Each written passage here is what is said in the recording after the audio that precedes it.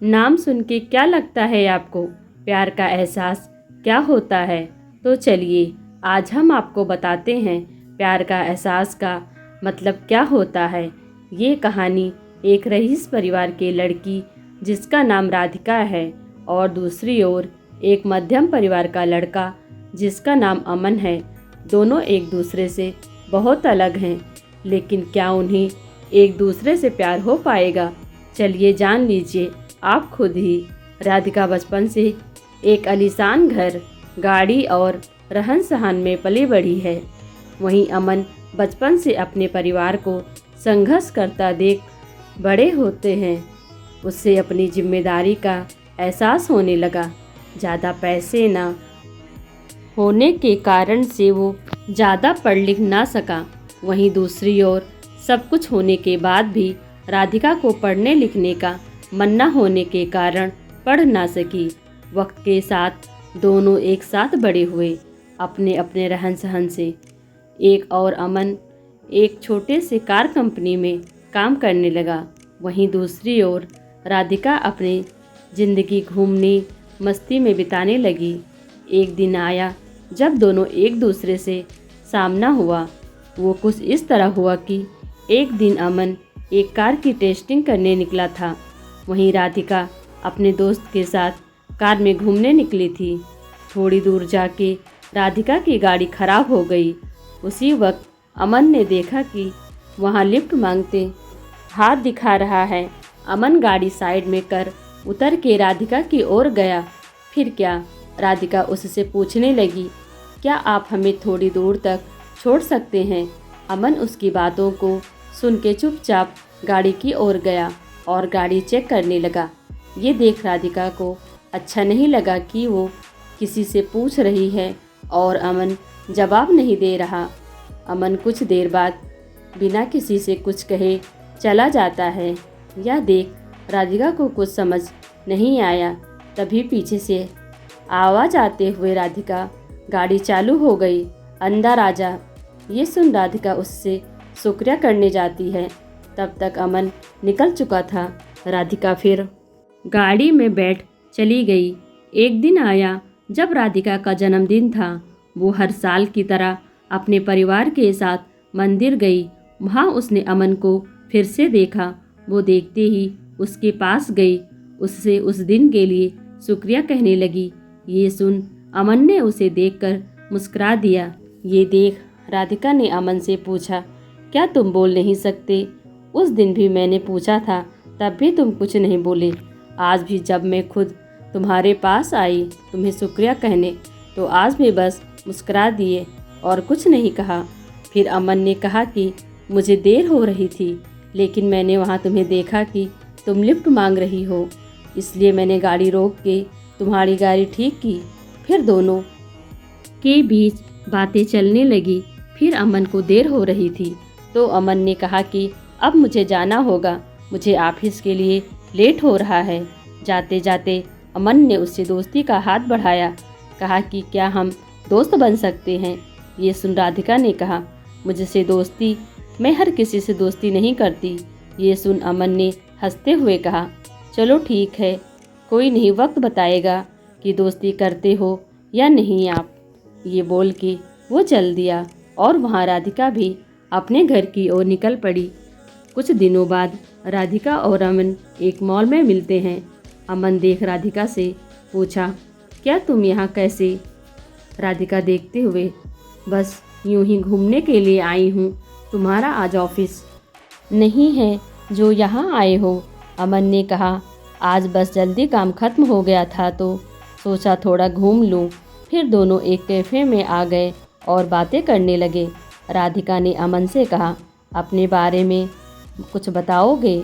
अमन हंसते हुए कहने लगा, मैं क्या बताऊं अपने बारे में? मेरा तो बस एक सादा जीवन है, जहां रोज़ सुबह ऑफिस जाता हूं और शाम को घर जाके घर का कुछ काम कर लेता हूं। बस फिर खा के सो जाना, फिर वही सुबह। फिर अमन ने पूछा, आप क्या करते हो? ये सुन राधिका हंसने लगी और कहा, मुझे कुछ करने की ज़रूरत नहीं पड़ती, सब बिना कुछ किए ही मिल जाता है, तो क्यों करूँगी मैं कुछ? फिर अमन ने कहा। अच्छा है, फिर तो हम बहुत अलग हुए। ये सुन राधिका ने कहा, हाँ अलग तो हुए हम, फिर भी तुम्हारे साथ बैठी हूँ यहाँ। फिर अमन ने कहा, बैठी हूँ मतलब हम अलग हैं, तो फिर रहन सहन से बाकी हम दोनों एक ही हैं। अगर तुम दिल से किसी के बारे में सोचोगे तो तुम्हें कोई अलग नज़र नहीं आएगा। ये सुन राधिका ने कहा, ये दिल कुछ नहीं होता। अमन सुन के मुस्कुराने लगा और कहा, ठीक है, जैसा तुम बोलो। फिर हर कुछ दिनों में दोनों मिलते रहे, बातें करते रहे और अपने अपने घर चले जाते। धीरे धीरे दोनों में बातें बढ़ने लगी और दोनों रोज़ मिलने लगे। अमन ऑफिस निकल के मॉल चले जाता और वहाँ राधिका उसका इंतज़ार करती रहती। फिर एक दिन राधिका ने कहा कि मुझे एक दिन तुम्हारे साथ रहना है, देखना है कि क्या करते हो तुम पूरा दिन। फिर एक दिन अमन की छुट्टी थी ऑफिस का, तो उसने राधिका को मिलने के लिए बुलाया। फिर अमन हमेशा की तरह पहले मंदिर गया, फिर वहाँ से आने के बाद मैदान गया जहाँ छोटे छोटे बच्चों के साथ खेल रहे थे। वहाँ अमन उनके साथ खेलने लगा। फिर कुछ देर बाद अमन वहाँ से आश्रम गया जहाँ वो हमेशा लोगों को खाना खिलाता, उनका कुछ देर देखभाल करता, फिर चले जाता। फिर वहाँ से निकलने के बाद अपने घर आया और अपनी माँ को बिठा के घर का बचा हुआ काम ख़त्म किया। फिर रात हो गई और उसने राधिका को घर छोड़ा और कहा, यह रहता है मेरा छुट्टी का दिन और यही है मेरी आम जिंदगी, जहाँ जितना हो पाता है उतना मैं करने की कोशिश करता हूँ। ये सुन राधिका बिना कुछ कहे चली गई और पूरी रात सोचती रही। ऐसे भी लोग हैं जहाँ अपना छोड़ दूसरे के बारे में इतना सोचते हैं, और एक मैं हूँ जो आज तक अपने माँ बाप की मदद तो दूर आज तक पूछा भी नहीं कि वो कैसे हैं, वो करते क्या हैं। ये सब सोच राधिका भावुक हो गई और अपने माँ के पास चली गई। उसने देखा माँ उसकी काम कर रही होती हैं। जैसे ही वो माँ पुकारती है, माँ वहाँ से, क्या हुआ, कुछ चाहिए तुम्हें, बोलो। ये सुन राधिका और भावुक हो गई और माँ को कहते हुए, कुछ नहीं, बस यूं ही आई थी और वहाँ से चली गई। बस वो एक पल था जब राधिका को एहसास हुआ कि सच में दिल से सोचने वाले लोग होते हैं। फिर क्या, मानो राधिका की दुनिया ही बदल गई। अगली सुबह वो पापा के पास गई और कहने लगी, आज से मैं भी आपके ऑफिस जाऊंगी, मुझे भी आपके काम का बोझ उठाना है। ये सुन पापा सोच में रह गए कि क्या हो गया मेरी बेटी को, जो आज इतने सालों बाद अचानक से ये ख्याल कैसे आया।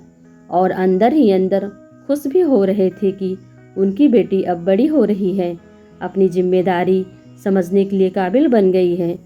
बस फिर शाम को हमेशा की तरह वो अमन से मिलने चली गई। बस फर्क इतना था कि आज हमेशा वो घर से आती थी, आज वो ऑफिस से आई।